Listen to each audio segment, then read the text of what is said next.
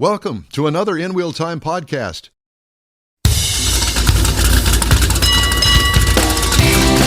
From the Sugar Shack Studios near Houston, Texas, USA, this is the award-winning In Wheel Time Car Talk Show. This hour, we'll be chatting it up over with our friend, Rodney Rodriguez, talking about oval track racing, among other things. He's gone Hollywood, hasn't he? He is. He's gone Hollywood. He has gone Hollywood. He I left like us it. behind. I know. That's all right. That's okay. Good luck to him, and we want to be on your coattails. There you go. Jeff has the Motor Minute, and I guess I get to review the Lexus GX550. You certainly can. Howdy, along with Mike out of this world, Mars. We always need more Jeff Zekin. I'm Don Armstrong. Thanks so much for joining us today. David Ainsley is trying to recover from the entire turkey that he doing ate. Dishes, I'm sure. I'm sure, no doubt, over there. Anyway, look who we've got here. Who do we got there? Well, we got Rodney Rodriguez, Revved Up Sports Show, and Dirty Air. Dirty Air. I like it. We have the Dirty Air logo up over your shoulder. I see that. Both? Okay. Well, I guess I missed. Yeah. Oh, there it is. There it is. You need one of those ring girls to walk through with the sign behind you. Yeah, there you go. Yeah. And they'll call it Dirty Air. just dogs in here, no women. Oh, no women? No women. Hey, did y'all say we're having a remote at Bombshells? No. We'd love to. Would we? Yeah. You know, the last time we got involved in something like that, I think I said to both of you, we are never doing this again. That was at the Roadhouse or whatever it was up in the Woodlands. Yeah. What was the name of that place? Women's Federal Prison. No. It was the Federal Penitentiary. It was Twin Peaks, almost a federal prison. God, I'd never been to a Twin Peaks before. I had no clue. Dummy me. Well, now I know. There were girls in there that were young enough to be my granddaughter. Oh, boy. And they were in little skimpy outfits. And, it kind of gave me the creeps. And anybody that looked at me thought he's the creep for being in here. Right, somebody check his ID. Can we pull his criminal record online? Exactly. I'm always amazed with, I'll say we men, that go into those places and it's like, okay, you know that you're going to eat, you're going to have, cheap beer or not cheap, cold beer or whatever, and that's all you get. But some people go in there and they're thinking they're like at the gentleman's club, and I'm like, guys. Yeah, those I've been. You know how many Hooters I've been to? One time, and it's not that I'm against any of that stuff. It just doesn't appeal to me. Wings. They're terrible. There's just not enough meat on the bone there for me. I do like the Hooters wings when they're hot. Let them get cold, and they're grease. Does Becky know that? Yeah. So I'm not allowed to go there. Did you ever take Becky there? I think we went there one time. That's what I thought. Did you ever take? No, I've been to a Hooters once with an old boss of mine because he liked the food, and the food was terrible. He liked the food. No, he did. I'm sure that's what it was. Something about garlic wings or whatever. Speaking of Hooters and meat on the bone, guys. Well, that's it for your segment. Got to go. Quick funny story. One of the first times that I was going down to Pensacola for the Snowball Derby, going through Beaumont, stopped at the Hooters in Beaumont. And so we go in, and there's like two pregnant Hooters waitresses there. Yeah. And it's like, pregnancy's fine. Retired strippers. It's like that kind of... It's East Texas, dude. You take what you can get when you get to Beaumont. Stage name was Cottage Cheese. Rodney Rodriguez. Giving ham. You had no clue what you were going to get yourself into on a Thanksgiving Saturday, did you? He started it. I like this. This is holiday bliss. It is. How are you doing? Doing well, guys. Just kind of getting the racing season wound down. But for me, this is because kind of dueling in the different sports things. We've got a little football game that I'll be working on today. So really, yeah. Which one is this? We've got the fighting Texas Longhorns taking on the fighting Texas Aggies for the first time. Are you working on the broadcast? I'll have to do post game. So we'll do a post game broadcast. Oh, I see. Right? That is that on your local station there in Austin? Yeah, that's on Texas Sports Unfiltered. So that's going to be very late tonight. So we'll see how that all goes. But yeah, racing season winding down, and I guess getting wound up to do it all over again. More fun, all Getting over ready. again. Well, Yeah, one of the guys down here, he's already talking about the Chili Bowl next year, getting his cars ready. January. I'm actually headed to next week. Next week, midweek, I'm heading to Missouri for the Gateway Nationals, which what they do is they take the dome there in St. Louis. They take that and cover it up with dirt, and they have a huge dirt late model race there for about 3 days. So that's going to be a pretty massive event. It's an indoor event? Inside. is that a Kenny Wallace? Is Kenny Wallace connected to that? Probably in some form or fashion. Dirt Probably in track, some form. Missouri. You would think Kenny Wallace. That comes to mind. Yeah. And it's one of those things where I always laugh with the Chili Bowl and this race with the dome, to where it's like when NASCAR goes in and they did the race there at the LA Coliseum, a lot of the dirt folks are like, that's not a real track. I'm like, well, what about the Chili Bowl? Kind of same concept, I think. But great events. Chili Bowl is huge. Well, and I was talking to somebody about that just the other day. Said, even though that the official seasons for the big organizing groups has come to an end, basically, there are these oddball things that happen in the off season. What is it? The Snow Bowl? What was that? Yeah, that's next week. You've got the Snowball Derby in Pensacola. That's kind of the Super Bowl of stock car racing. So that will draw just massive. I mean, it really is the biggest. You say stock car racing. You're talking about local stock car racing. Well, I mean, that was the concept way back when. Now, as finances and big money teams have driven everything, you get those guys. And actually this weekend as well, today, as a matter of fact, in Central Florida, you've got the Bill Bigley Memorial 128 at the Freedom Factory. And what you have there, you've got 40 pavement super late models that are going to be racing. And a lot of these guys, they'll pull up and they take their Bigley car for this weekend, and then they'll just head over to Pensacola and make it a full soiree out. Are you going to go to that one?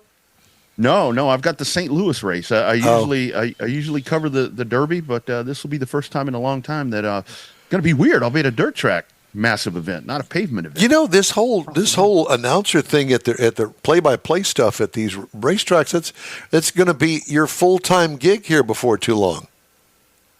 Don, I'm fortunate because I recently got a gig, and I mentioned this to Mike. I'm now working for O'Reilly Auto Parts, and I'm actually going to be one of their event marketing specialists, they call me. So basically, I'm going to travel around to racetracks and, NASCAR races, IndyCar races, short track races, doing car shows, probably going to cross paths with you guys a lot in the Houston area because I'll cover the whole territory. So, you're special to us. Yeah, regardless. Yeah. Always. We got history. I know. Yeah. Let me ask you this. Let me ask you this: what's going on with the charters with NASCAR and the 2311 Racing and Hamlin and the big fight with the Hendricks and all that? What's going on there? So basically, the way that works is NASCAR afforded the teams an opportunity to where they gave them the charters, which have become very valuable. Which are teams? You've got a slot for a team. Yeah, basically what that means is that you're in every race. Back in the days of when you had a lot of cars wouldn't qualify for races. If you have a charter, you're going to be in the race every weekend, essentially. But what happens here is NASCAR. This is NASCAR's sandbox, as they call it. They control everything. I mean, the finances of that, everything entailed right there. NASCAR dictates, okay, the teams are going to get this percentage of whatever. I think what really put this over the top, Jeff, was once the TV money got so outrageous. I mean, now you've got 5 TV providers where there were 3 at one point. When you add in Amazon Prime and whoever else the other one is, that's just a lot of money. And Denny Hamlin, now that he's on the ownership side there, and Michael Jordan, the ultimate financial guy when it comes to the sports industry, these two are like, wait a minute, we need a bigger piece of the pie here. And that's why they do what a lot of us do now. They lawsuit. Yeah. So that it's kind of stalled a little bit, but it'll work itself out. but it's very weird for somebody to push back against NASCAR. Well, the reason I say that is weird. because that's going on in Formula One, and my minute's going to be about some of that too a little later on in the show. But I had to ask because I knew you were coming on, so clear as mud. That's the thing. Yeah. I mean, it's all this. Nothing's going to be resolved by the time we get to Daytona in February. I mean, none of this will be. I mean, this is going to be one of those deals that gets done. Miraculously, it gets done. It'll get very quiet for a little bit, then it's done. Then everybody's happy. Well, it's the dirty laundry. You know, they're airing all their dirty laundry. I don't want to hear that. You lose interest in the sport. That's the whole thing. What happens when this happens in Formula One, NASCAR, wherever it is that it becomes very much the equivalent of big money contracts in the NFL, Major League Baseball, and the NBA, to where it's like people get soured on hearing about all this money that these people are making, and they're trying to figure out a way to pay the electric bill, and you're having to pay for streaming, and you're having to pay for cable, and it's not anything that needs to be. We don't need to know. I love your point. We don't need to know this stuff. They can figure it out. Mm-hmm. Speaking of NASCAR and Daytona in February, so what's the latest with NASCAR? Well, this was a year that was with the new playoff system. There's been a lot of talk about with the playoff system. It needs to be changed. The different tiers of it, where the top 16 drivers get in, and you kind of dwindle that down. And this year you get a guy in Joey Logano that didn't have the best regular season. He won a regular season race, got himself into the playoffs. That's all you have to do.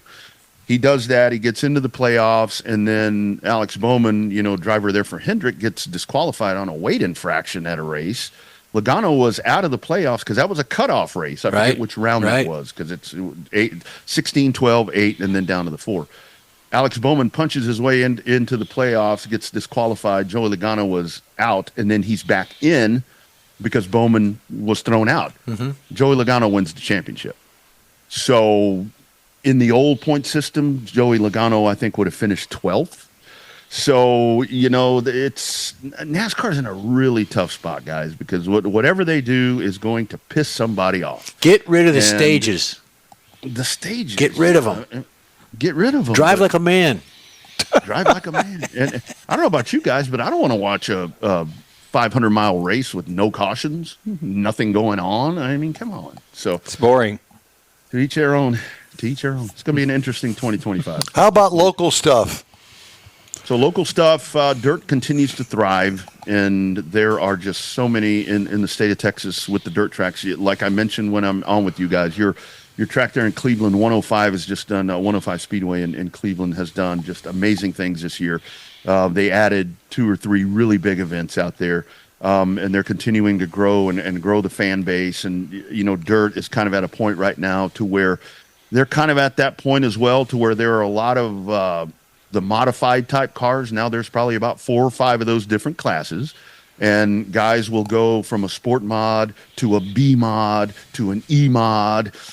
And so you're getting a lot of stuff with that where folks are like, okay, we've got too many of those classes. You got a lot of stock car classes, kind of all of that, but there's a lot of cars, there's a lot of fans, so they're in a really good place. And then when it comes on the asphalt side, I think obviously there's one track in Houston. I think that track did some really good things this year. They've released, I think there are 8 or 9 dates that are going to be out in 2025. Hopefully they can get a balance right there. And also bringing back bandoleros, trying to add some midget racing, all of that. So hopefully that's things that are going to keep everything moving forward, I guess. How do we get the schedule? How do we get the schedule for that Houston track? HMP Oval. HMP Oval track on Facebook is the best place. Okay. Have they put out the schedule yet? What's that? Yeah, it's out. It is out. It's out. Okay. And it's nice next year because it's very it equates to about one event a month. Yeah. And I think right now that's really what it should be. And if I were going to offer anything, look, either make it the first Saturday or the first second, third Saturday of the month, whatever it is, and just keep that going. Yeah. And it just gets to where with all these disciplines of racing, I mean, the cost factor, I mean, it's always cost a lot of money to do this. I mean, there's no doubt about it. But, now with the escalation of prices for tires and shocks are the ones now, whether on dirt or asphalt, that you can just spend. Guys, I remember when we raced on pavement and stock cars, we would pay, maybe $300 for our 4 shocks. Now these guys go in there and they're spending $1,000 per shock. Well, they're all custom made, aren't they?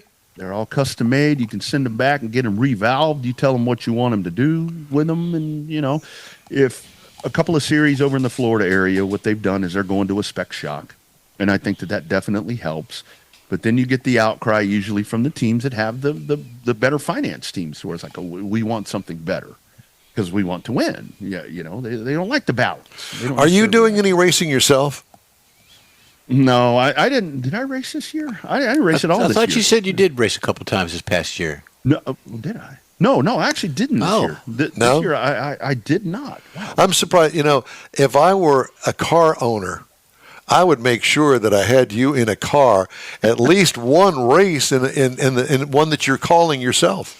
That's how I would get rides when I would run from time to time, to where it's like they'd have a big event and they're like, hey, they'd call me up. Hey, you want to race? I'm like, okay, you want me to talk about it, right? Call the race from the cockpit. So, yeah. Call it from the seat. Yeah, which is fine. That would be fun. Yeah. So how's your weekly show, Dirty Air, doing? Dirty Air is doing really well. It continues to expand the brand. I've actually taken it a little bit further to where I've included talking more with motocross. I mean, motocross is really big up in this region of Texas, down where I'm at, around the Austin area, because there's so many different moto parks that are always going, and there's a lot of hidden talent youngsters that are starting out that are doing this, and really there are kids that have started out and they're at a really high level right now that have come out of Texas, and people don't know anything about them because nobody covers it. So kind of really taking that on and really kind of tailored over to drag racing as well. I was fortunate to make a contact with a PR person for Tony Pedregon, and she's been able to push people over to me to really make it sound like I know a hell of a lot about drag racing, but all I know is whoever gets to the other side first. Yeah. Well, it's great to talk to you, my friend, and hopefully we'll get to see you this year. I'm looking for that invite to come to Houston Motorsports Park and maybe come up and have a race up there and enjoy that with a hot dog. Yeah. Hot dog and dollar beer. Yeah. There you go. They still doing that? They still do that. Good. And like I mentioned, I'm sure that we are going to cross paths quite often on some car show stuff. And I hope so. I'm glad to hear about. Yeah, I'm glad to hear about O'Reilly's hooking up with you, and we wish you the best of luck at that, and hopefully we'll be able to do some things together.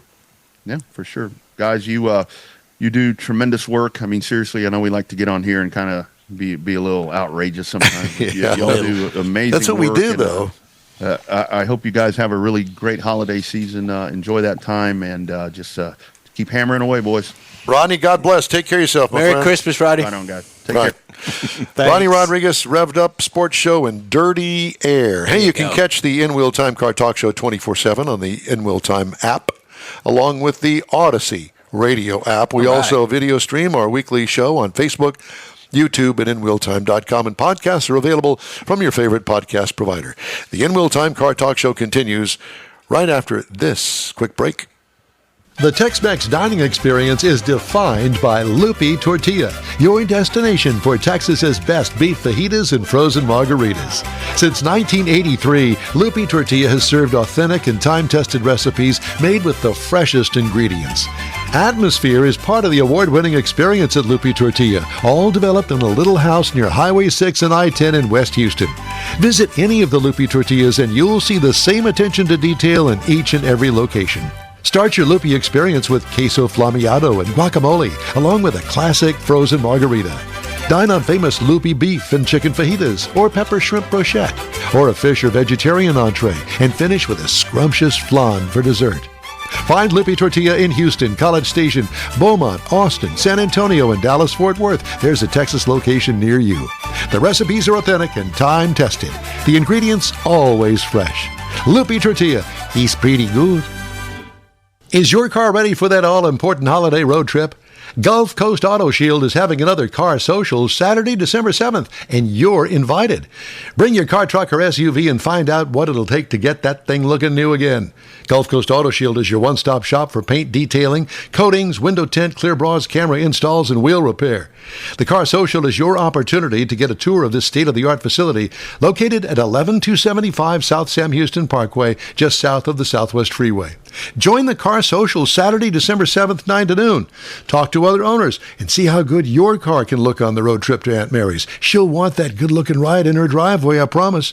Put it on your calendar. The Gulf Coast Auto Shield Holiday Car Social and Road Trip Get Ready. Saturday, December 7th, 9 to noon at 11275 South Sam Houston Parkway, just south of the Southwest Freeway. The In Real Time Car Talk Show will be there too. We'll see you then. Holidays are here. They're we here. hope you'll think of our sponsors this season, including Lupi Tortilla Tex-Mex Restaurants, Pro-Am Auto, and Gulf Coast Auto Shield. Time now for the Motor Minute. Jeff has that. Motor Minute. I may need to take 3 hours on this, but you know what happened this past week? Cadillac confirmed Formula One grid. Yay. The racing world is set to welcome Cadillac into the Formula One, where, who else? Mario Andretti Jr. will assume the role of director and board of the new team.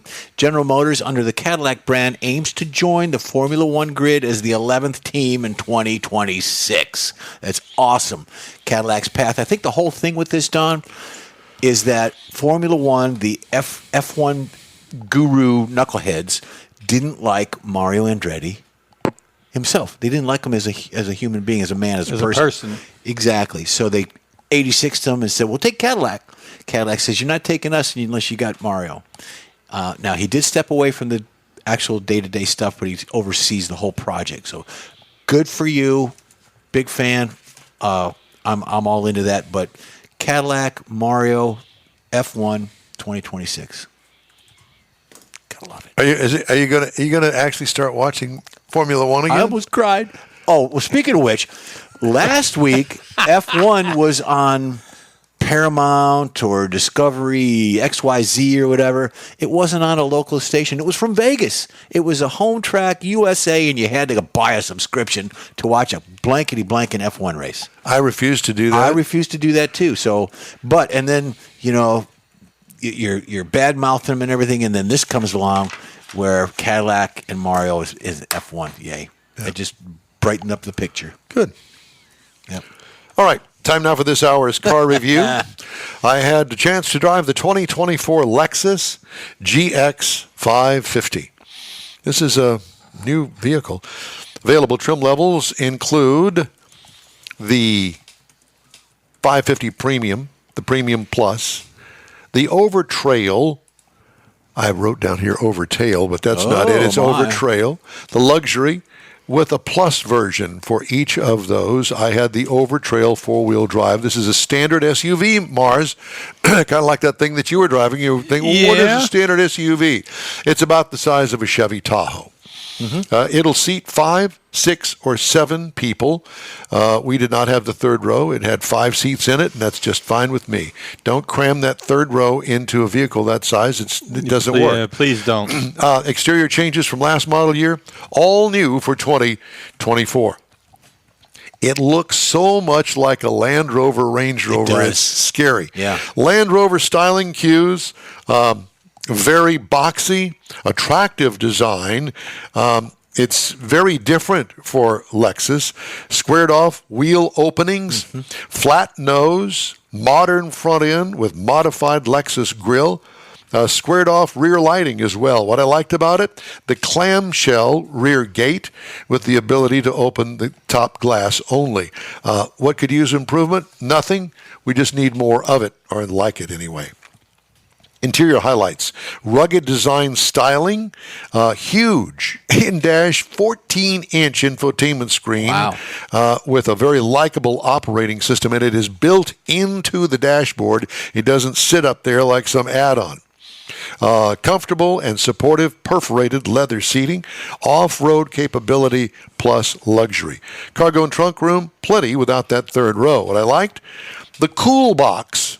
All right. In the center console. Mm-hmm. So if you've got something that you want to keep cool, a beverage that you want to keep cool, you open the center console lid, and there's a little box in there, and you hit the little button, and ice coldness comes to it. Wow. What could use improvement? Again, I don't get the third row version. The vehicle's just not big enough for a third row. I understand why they do it. Hey, we're going to make it anyway. It's not going to be that big of a deal, so just stick a family. I guess. Yeah. Engine, a 3.4-liter twin-turbo V6 that acts like a V8. 349 horsepower, 479 pound-feet of torque, making it truly off-roadable. 10-speed automatic transmission with a tow rating of 4 tons. Manufacturer's miles per gallon, 15 in the city, 21 on the highway for combined of 17. I got 18 miles per gallon, over 325.5 miles. You stretched it. What I liked about it, the powertrain is well matched to its capability. Now, I personally did not go off-roading with this thing, nor would I, because I don't want to scratch it. Yep. And I don't want to have to call those fine folks over there at Lexus and go, well, I scratched it. Take it to Jason's shop. No, I'm not. No, I don't want to take it to any shop. Here, I got it. I'm doing the review. That's good enough for me. That's a good-looking vehicle, man. I'm telling you. Ride and handling, as I said, the body on-frame architecture. What I liked about it, those 33-inch all-terrain tires, massive. Wow. Steamrollers with lugs is the way I look at it. Adaptive variable suspension on those 18-inch wheels is very nice as well. Now you can get into this for $62,900. Price is tested is $71,620, and it's pretty much loaded up. Competitors, Land Rover Defender 110 for $73,475. That's their most popular vehicle, by the way. The Ford Bronco starts at $39,630, and the Jeep Wrangler for $31,995. Well, Don, why are you doing it that way? Because there really isn't a lot of competition in that particular style of vehicle. There just isn't. And I'm sure that there'll be more if they sell a lot of these things. Yep. And I'll tell you what, man, if I'm into that off-roading luxury thing, I'm seriously going to look at this. It's not going to be the Land Rover Defender. No. It's a nice vehicle. Mars even turned his nose up when I said that. Yeah, I really like the ones I was in, but as far as an everyday thing, this can be an everyday thing easily. Yeah, I could see that. So I'm a huge fan. I really like it a lot. I like the Lexus brand. I like the lineup. I like what they do with their vehicles. I'm not a huge fan of that, what do they call, spindle grill. It's just not my cup of tea. Right. But they keep changing it up to make it different for particular model They're trying years. to find one you like. Yeah. And I do like the NX, and I'm going to review that next week. Yeah. So anyway, that's my review of the 2024 Lexus GX550. Hey, if you'd like to get in touch with us, shoot us an email. The address here is info@inwheeltime.com. We'll be back after this. The holidays are upon us, and Pro-Am Auto Accessories is your local one-stop for the auto enthusiast on your gift list.